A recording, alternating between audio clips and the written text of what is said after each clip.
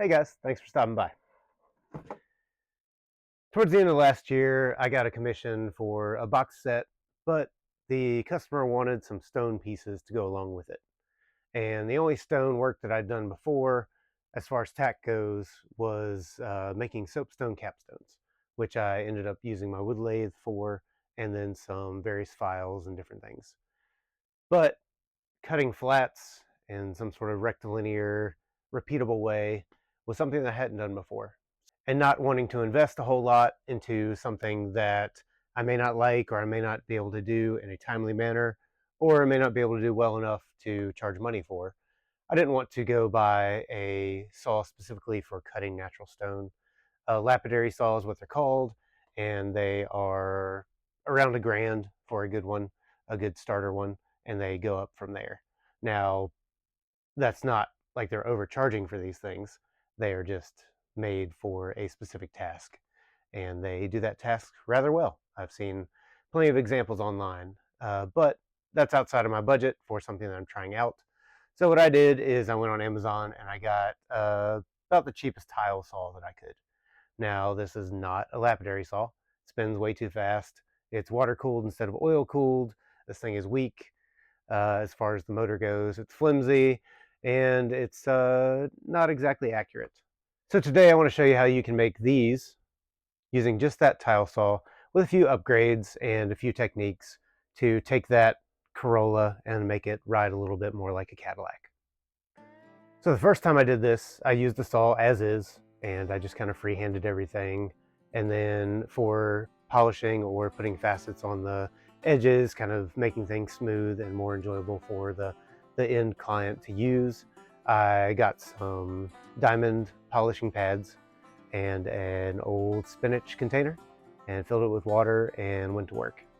Now I've got a Patreon post I did on that. It took about 38,000 circles to get everything polished up to an acceptable level to then put a finish on top of. That is absolutely a way that you guys can go if you're just doing one set at home or something like that. However, I got 2 more sets that were commissioned over the winter, and this is an outdoor project, so once it warmed up a little bit more, I was able to kind of implement some of these newer techniques, new piece of equipment, and these improvements on that tile saw. And it was much more enjoyable for these second and third round of stones. So I want to show you guys how to do that. But like I said, you can absolutely go and get yourself a tile saw, those diamond pads, and some spray glaze, and you can come up with something that will work for you at home. It'll take a little more time. It'll take a lot more Popeye forearm muscles, but you'll be able to get there in the end and have something made of natural stone that you guys can play with at home. For the production side of things, I wanted to go a little faster, so I'll be showing again, I didn't go all in on this. This is just the cheapest, they call it a gym faceting machine. So it's kind of like a lap. It's just a spinning disc that you can put various grits on and polish something up. That way the motor does the work and not your forearms. So I will be showcasing that later on in here, and it's not out of reach, but if you're just doing one set for you guys at home, borrow a tile saw, get a tile saw, source some stone, which I'll go into just a little bit later, and then just hand sand those with those diamond pads. Prices right now, you're all in on that, assuming you can source the stone, you're all in on that for about $150, which the metal pieces from World Builders for a full set, I believe, were around 180 last time I looked. So for a solid, hefty way to play, you're in for 150, and then of course your time and your effort. And speaking of sourcing stone, I've been getting mine from a countertop cutter. So what I did was I called all the countertop cutters in my area, and only one of them actually cut the stone on site. All the others had them shipped in from somewhere, already cut the size, and then they would go and install them. Countertop fitters, I guess, is more what they would be. So I found a countertop cutter, and they do granite, quartzite, marble, soapstone, things like that. And I asked them if I could buy or steal their scraps, and they have a trailer out back of the building, and they said I could come by whenever I want and take a look through there and see what I can find. So what I've been using is that, which means that I'm kind of limited in my stock, but it's also free except for the 2.5, 3 hour round trip to get there and back, and then a little bit of work getting it out of the trailer, busting it up to size, putting it in the truck. The design for this one was fairly straightforward, so after sketching it out on paper, like I always advise you guys to do, just so that you save yourself some time if you are taking it into a CAD program, you have all your measurements down, you have a general idea of the shape and how you're going to build it or cut it. I popped it into FreeCAD and built it out fairly quickly and then sent it over to the printer. I realized at that point that I had not taken the size of my build plate into consideration, so did a quick little resizing, sent it over, and printed it out. To attach it, I just drilled through the very thin stainless steel on the top and secured it with some bolts and nuts through those countersunk holes that I'd made earlier. To make sure that it was square to the bed, or as square as I could make it, I put a quick square on there, clamped it in place, and then drilled my holes and attached it. Alright guys, let's talk safety for a minute. I mean, we are chipping away small pieces of rock here. One of the worst things for your lungs is rock dust, and while this is a wet saw, so it keeps a lot of the dust down, you do need to wear some sort of respirator. Also, a face shield is never a bad idea, or some safety glasses. Mine are combined in one, so I have hearing protection that I put on, and then I've got my face mask with my positive air pressure filter on it. You can wear gloves if you'd like. Sometimes, especially after working for a long time with your hands wet, it can irritate some people's skin. That should help keep your body safe. We are also working with power tools and water, so you want to be careful that the two don't mix, because bad idea. What I've done here is I've tied where the extension cord and the actual cord of the machine meet, tied that under the table out of the way of any water. Also, you can't see it in this photo, but I have a drip loop where if the water does make its way down the cord, it falls onto the ground instead of continuing on to the connection. I find it helpful to turn the saw away from you, so backwards from a table saw for wood, and that way you're pulling the material towards you while it cuts. The blade is not going to cut your finger. It may rub your fingernail off if you held it on there, but it is just a grinding wheel, and it's made for grinding through solids, so your fingers have enough give that it usually just rubs on your finger and it won't break the skin. But if you turn it around away from you, the rock chips, if there are any, now fly away from you. And also, even though it's the coolest, you don't look like you peed your pants when you're done.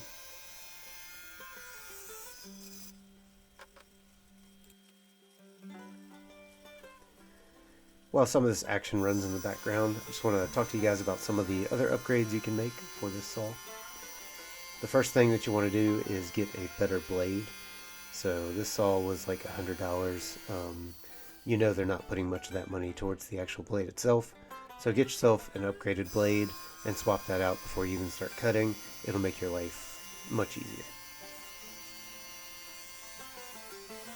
The next thing you want to do is take a few minutes on a scrap piece and learn how the saw cuts. What it feels like when you're putting too much pressure on it, what it feels like when it's cutting smoothly.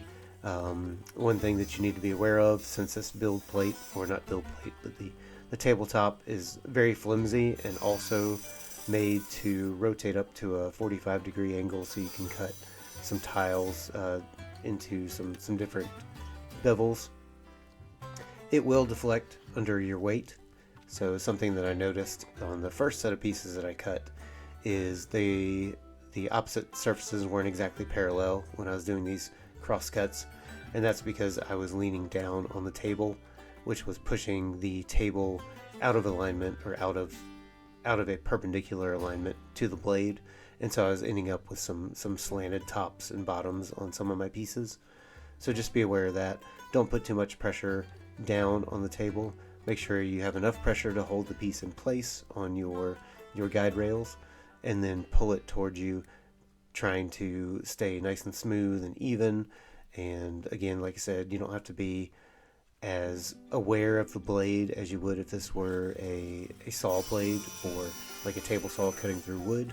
So you can get your fingers up nice and close to it and keep things in the square as you pull them towards you, and take that offcut out as soon as it cuts. That way it's not jiggling there beside the blade, getting extra saw marks that you then later have to put your hard-earned elbow grease into getting those off of there. So besides a better blade and learning how your particular machine works, keeping the pressure off the tabletop, and adding this right angle jig, about the only other thing that is really going to save you some time is to clamp a stop block in place. That way you can keep your thickness consistent throughout.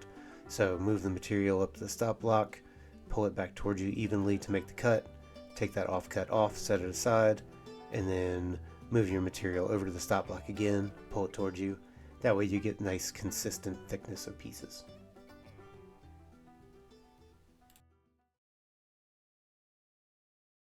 All right. I've set this up on top of the chest freezer because that was just a convenient place for me to do it. It's not its permanent home by any means, but trying this fastener out to see what I can get done with it.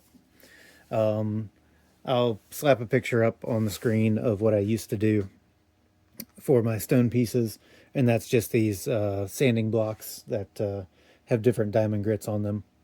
Sand by hand inside of an old spinach container, and change the water out every once in a while. And I was doing, I don't know, 12 circles on each face that I was trying to smooth out. This should speed up that process quite a bit. And once I either figure out how to use these jigs to my advantage or make my own for this, then I should be able to get some consistent bevels on these edges so we don't end up with any sharp stone pieces. Quick walk around tour of this object. Got a potentiometer switch down here, forward and reverse, your on switch, all that kind of good stuff. The main thing is just a motor that spins a grinding wheel. So instead of spinning it vertically like we were doing for the tile saw, this one's just going to spin it horizontally. And all the other stuff that is attached to this is just kind of your gravy stuff, your icing. So spinny disc. This has a 600 grit diamond wheel on it. That's the only one it came with, so I'll probably swap that out for a 400 to be able to do things a little quicker, go through this material a little faster. Catch basin with a little removable part over here so that if you're doing some close faceting down there, then you can get that sidewall out of the way. However, as you can see when I was testing that out, it does throw water around if you don't have that in place. Speaking of the water, in this case, it's just a bucket with a submersible pump with some suction cups on the bottom of it, powered separately from the machine, so I just have been plugging that into the wall. Runs up through a little plastic tube to this kind of magnetic housing, so then you can adjust where you want the water coming on there, with a little gate valve, I'm assuming, in there. Little ball valve, gate valve in there. So you can adjust your water flow, and then gravity feeds it from the drip pan down into this, or from the, the catch tray, the basin, down into just a bucket that I had laying around, nice and clean. Perfect staging for YouTube here. So yeah, all the gravy stuff after you've got your water and your spinny wheel. Another thing this came with was this kind of adjustment. I don't even know what you call this. We can probably see what the manual calls it. So apparently this is called the manipulator. So bunch of dials on here to set the rotation of this. This is apparently called a slime stick. So that's where you would fasten your gem if you were going to actually use all of this stuff for orienting your facets, the right rotation at the right angle. So there's just a stop block here, so you can attach your gem and then lower it down to the right setting. And once it hits the stop block, then you would remove it, reposition it to the next degree, and then lower it down again. And that way you would get consistent cuts all the way around. I am using this for not its intended purpose. So I'm just going to be bringing this in for the bevels on the small side. I don't know if the camera will pick it up, but I'm beveling all the edges on these so that there's nothing sharp when the player has it. So I'll set it down. I'll do all the flat faces, which are pretty easy. And then even the bevels on these long sides are pretty easy. There's not a whole lot. Like if I just let gravity do its job and let the kind of friction of the disc do its job, I've been able to get fairly consistent bevels on that side, about a 45 degree. However, when I was freehanding these, even on the sanding blocks, because there's a lot more leverage that I have and a lot less surface area to help me kind of naturally hone in with the friction, I was getting these bevels kind of, off center, or not off center, but off plane. So I'm going to try and fix that by using one of these slime sticks that I thought I could make work. Now the height adjustment for this was way too tall to have my piece actually be able to contact the disc at the proper angle. So I found this very glamorous piece of cardboard, put a hole in it, slipped it down over that so that now I can see if I can do this without knocking the camera over. So I can hold that in place, lower it down. I'm not going to be semi-permanently attaching this. I'm just going to rest it in that 90-degree notch, lower it down to the sanding surface, let it do its job for a couple seconds, and then rotate to the next one. And I'm hoping that at the end, this will just provide a faster and more consistent way of making these stone pieces. And that way we can get these into more hands because they'll be easier to manufacture.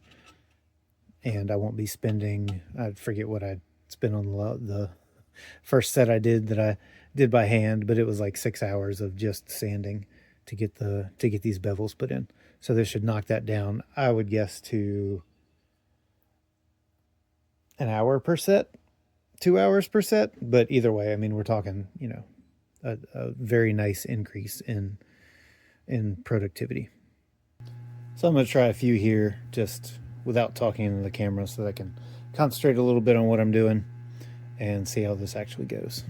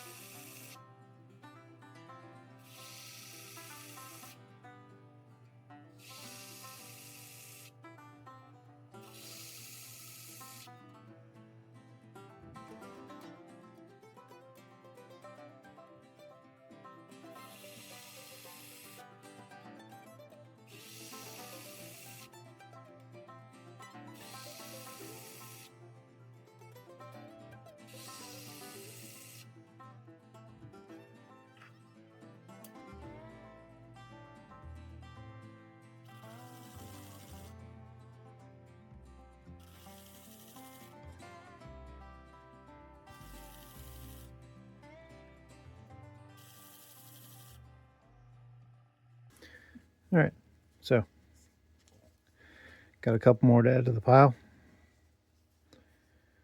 See if I can get the light to reflect off of those at all.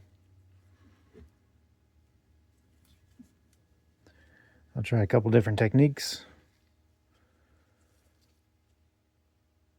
See if it's better to maybe do all these small bevels at the end. That way I'm not trying to put on this flimsy piece of plastic. Take that on and off.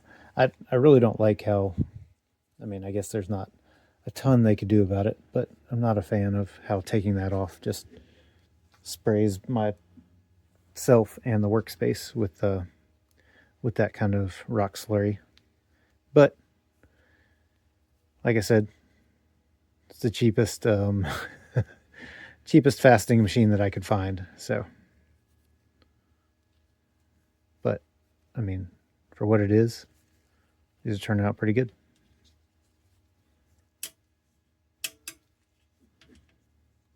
Stands as flat, stands as a wall. Good stuff. All right, I forgot to record any of me doing this white stone, the complementary stone to the black that you guys saw me doing earlier. These are pretty much finished, but nothing new to show on the white. Same process as the black. Now I'm moving up to the classic size. So also a different stone. Looks like this is some granite here. This also has some adhesive that I didn't notice when I was cutting. So I'll be removing that before I put it on the lapping machine or the faceting machine here. And I believe I can just use a razor blade and get that off there. You can see it kind of, well, if I can get it to focus on it, you can see it kind of poking up there. Let's see if I can do this on camera, focus on camera and not cut myself.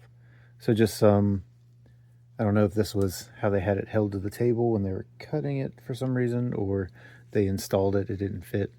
But because all this stone is scrap stone from a countertop cutter. So I'll kind of lop that off as I go along.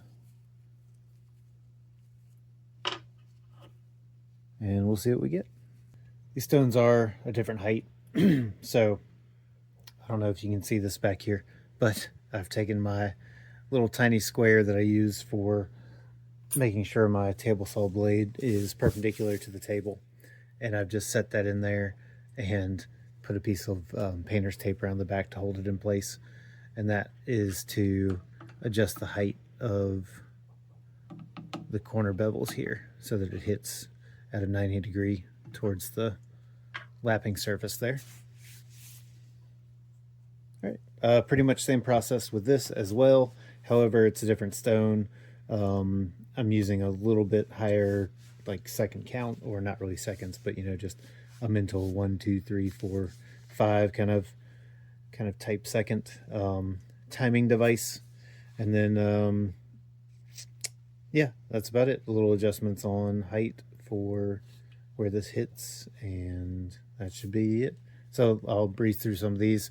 Because it is taller, you can see that I don't need to remove the side piece here, so that I can do this. I was batching the others in sets of 5. I don't have to batch these.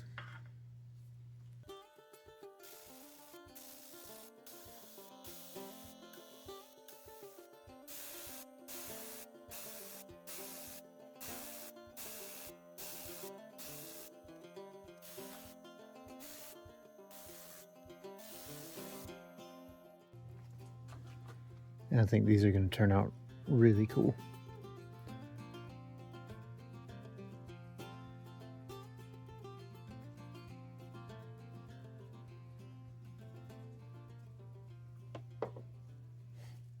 To match those sand pieces, or to complement them, I have this black. Let me get it a little bit wet there. And that should look really cool next to the